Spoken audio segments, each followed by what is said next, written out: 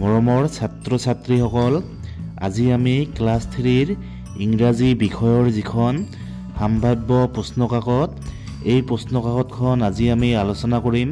তোমালোকক ধুনীয়াকৈ বুজাই দিম। তোমালোকে ভিডিঅ'টো মন দি শুনিবা আৰু তোমালোকে ভিডিঅ'টোত এটা লাইক কৰি দিবা। প্ৰথমে নাম্বাৰ 1, কমপ্লিট দ্য পয়েম কবিতাখন সম্পূৰ্ণ কৰা। A healthy body, a happy mind, wealth in health, you will always find, be active, be strong, be bright, shine with health, morning to night. তোমালোকে এনেকৈ খালী ঠাই পূৰণ কৰিবা আৰু তোমালোকে কবিতাখন মুখস্থ কৰিবা। তাৰপিছত number 2, answer the following questions, তোমালোকে তলৰ প্ৰশ্নবোৰৰ উত্তৰ দিব লাগিব। প্ৰথমে number A, who won the race. Race হৈছে কি? দৌৰ প্ৰতিযোগিতা। দৌৰ প্ৰতিযোগিতাত কোনে জয়ী হৈছিল? তোমালোকে লিখিবা যে the tortoise won the race, কাছই দৌৰ প্ৰতিযোগিতাত জয়ী হৈছিল। টৰ্টিছ হৈছে কি? কাছ। B number, what did the hare do during the race, দৌৰাৰ সময়ত শহাটোৱে কি কৰিছিল? তোমালোকে লিখিবা যে দ্য হেয়াৰ টুক এ নেপ, শহাটোৱে অলপ সময় টোপনি গৈছিল। আণ্ডাৰ এ শ্বেডি ট্ৰী, ছাঁ থকা এটা গছৰ তলত অলপ টোপনি গৈছিল। ডিউৰিং দ্য ৰেচ দৌৰাৰ সময়ত। তাৰপিছত number C, what affected Ritu's health, ঋতুৰ স্বাস্থ্যত কিহে প্ৰভাৱ পেলাইছিল?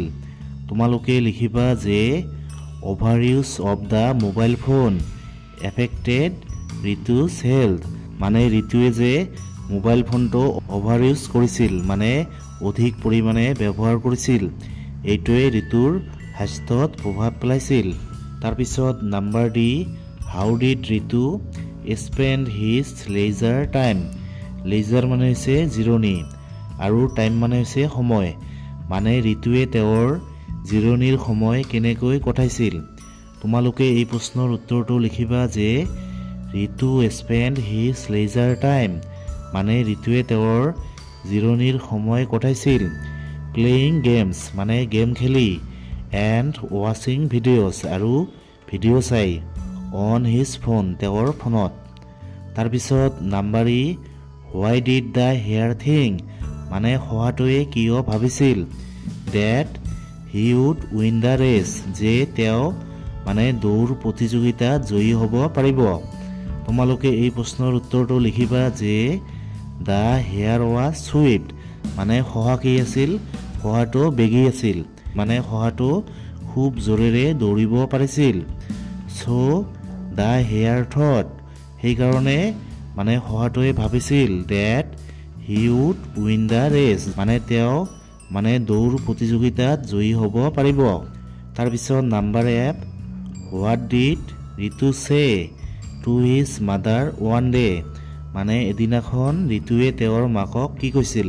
তোমালোকে লিখিবা যে one day Ritu said to his mother, এদিনাখন ঋতুৱে তেওঁৰ মাকক কৈছিল, mother I am not feeling well, মা মোৰ ভাল লগা নাই। ৱেল বানানটো তোমালোকে শুদ্ধ কৰি লিখি ল'বা।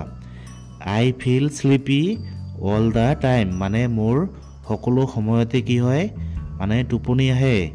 Number 3, complete the following sentence using am, is, are, তোমালোকে এম নহ'লে ইজ নহ'লে আৰ ব্যৱহাৰ কৰি তোমালোকে বাক্যবোৰ সম্পূৰ্ণ কৰিব লাগিব।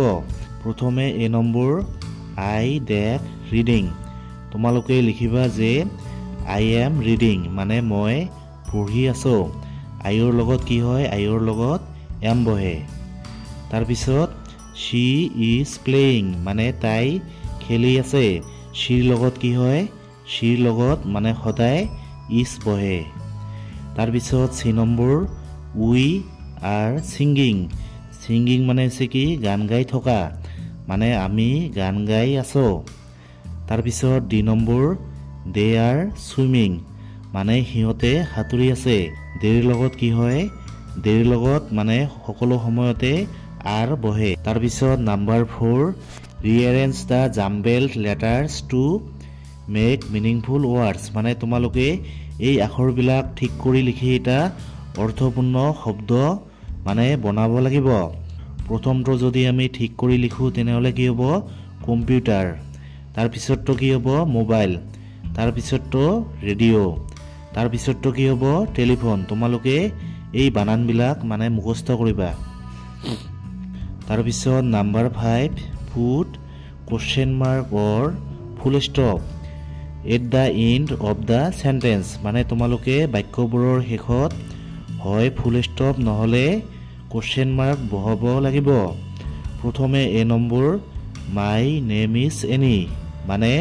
মোৰ নাম এনি বাক্যটো ইয়াত শেষ হৈছে সেইকাৰণে শেষত কি হ'ব full stop B number can I go outside to play মানে মই খেলিবলৈ বাহিৰত যাব পাৰোনে ইয়াত প্ৰশ্ন কৰিছে সেইকাৰণে কি হ'ব কোৱেশ্চন মাৰ্ক মানে প্ৰশ্নবোধক চিন বহিব তাৰ পিছত সি number can I use Euro mobile মানে মই তোমাৰ মোবাইল ফোনটো ইউজ কৰিব পাৰোনে ইয়াত প্ৰশ্ন সুধিছে সেইকাৰণে ইয়াত কি হ'ব question mark number 6 write the opposite of the following words মানে তোমালোকে এই শব্দবিলাকৰ মানে বিপৰীত শব্দ লিখিব লাগিব স্টাৰ্ট কি হ'ব ফিনিশ স্টাৰ্ট মানে হৈছে মানে আৰম্ভ কৰা আৰু ফিনিশ মানে হৈছে শেষ তাৰ পিছত ইয়ং ওল্ড ইয়ং মানে হৈছে কি মানে যুৱক আৰু ওল্ড মানে হৈছে কি বুঢ়া ওন লষ্ট ওন মানে হৈছে মানে জয়ী হোৱা আৰু লষ্ট মানে হৈছে কি হাৰা তাৰ পিছত থিন থিন মানে হৈছে পাতল ইয়াৰ বিপৰীত কি হ'ব থিন ঠিক ঠিক মানে হৈছে কি মানে ঘন বা শকত তাৰ পিছত ফাষ্ট কি হ'ব স্লো ফাষ্ট মানে হৈছে বেগাই আৰু স্লো মানে হৈছে কি লাহে লাহে তাৰ পিছত number 7 write 5 games name you like মানে তুমি ভাল পোৱা 5টা মানে খেলৰ নাম লিখা তোমালোকে এইবিলাক খেলৰ নাম লিখিবা ফুটবল ক্ৰিকেট তাৰ পিছত লুডো হকি টেনিছ তোমালোকে বেলেগ খেলৰ নাম লিখিলেও হ'ব number 8 fill in the blanks মানে খালি ঠাই পূৰণ কৰা নাম্বাৰ 1 হু ৰিডস মানে যিজনে পঢ়ে ৰিড মানে হৈছে কি পঢ়া ইজে কি কয় ৰিডাৰ মানে যিজনে পঢ়ে তাক কি কয় ৰিডাৰ 1 হু টিচেছ টিচেছ মানে হৈছে কি শিকায় মানে যিজনে শিকায় তাক কি কয় টিচাৰ মানে শিক্ষক নাম্বাৰ 1 হু সিংস সিংস মানে হৈছে কি গান গায় মানে যিজনে গান গায় তাক কি কয় ইজে সিংগাৰ সিংগাৰ মানে হৈছে কি গায়ক তাৰ পিছত ডি নম্বৰ 1 হু লাৰ্নছ লাৰ্নছ মানে হৈছে কি শিকা মানে যিজনে শিকে তাক কি কয় ইজে লাৰ্নাৰ লাৰ্নাৰ মানে হৈছে কি মানে যিজনে শিকে তাৰ পিছত ই নম্বৰ 1 হু ৰাইটস ৰাইটস মানে হৈছে কি লিখা মানে যিজনে লিখে তাক কি কয় ইজে ৰাইটাৰ তাক কয় ৰাইটাৰ মানে হৈছে লিখক নাম্বাৰ 9 ৰাইট ট্ৰু অৰ ফলছ ট্ৰু মানে হৈছে কি সঁচা আৰু ফলছ মানে হৈছে কি মিছা মানে তোমালোকে সঁচা নে মিছা লিখা number 8 Ritu's mother spend too much time on her mobile phone মানে ঋতুৰ মাকে মানে অধিক সময় মোবাইল ফোনত কটাইছিল এইটো হ'ব কি এইটো ফলছ এইটো মিছা তাৰ পিছত বি নম্বৰ ঋতু ৰিয়েলাইজড মানে ঋতুৱে বুজি পাইছিল হিজ মিষ্টেক মানে তেওঁৰ ভুল মিষ্টেক মানে হৈছে ভুল এইটো কি হ'ব এইটো হ'ব ট্ৰু মানে এইটো সঁচা তাৰ পিছত number C ঋতুস eyes felt tired because of reading story books মানে ঋতুৰ চকু কি হৈছিল অসুস্থ হৈ পৰিছিল কাৰণ মানে তেওঁ ষ্টৰী বুক পঢ়িছিল মানে গল্পৰ কিতাপ পঢ়িছিল এইটো হ'ব ফলছ মানে এইটো মিছা তাৰ পিছত ডি নম্বৰ দা ডক্টৰ এডভাইসড মানে ডক্টৰে উপদেশ দিছিল ঋতু মানে ঋতুক টু স্পেন্ড কটাবলৈ লেছ টাইম মানে অলপ সময় অন হিজ ফোন মানে তেওঁৰ ফোনত